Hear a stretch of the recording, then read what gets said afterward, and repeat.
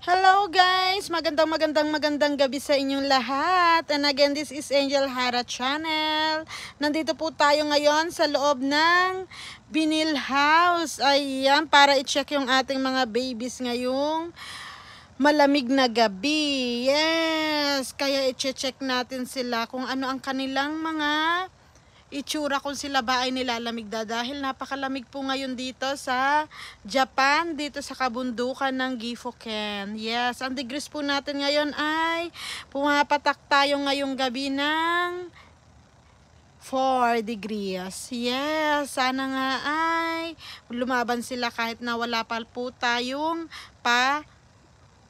stove. Yes, ang ganda ng langit, Oh, parang napaka-peace. Yes, ayan ang ating mga babies dito sa kalagitnaan ng dilim.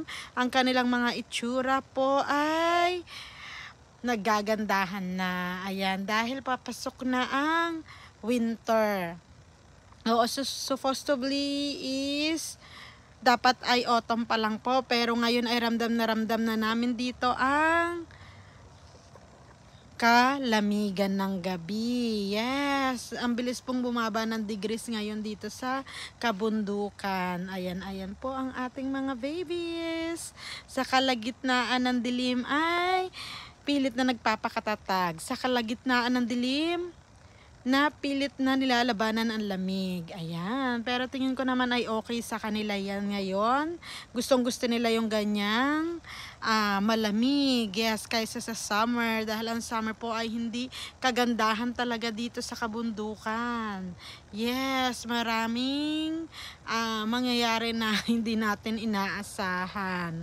Ayan po ang aking mga munting koleksyon na nagpapaligaya sa akin dito sa Japan. Yes, ayan po sila ang aking mga babies.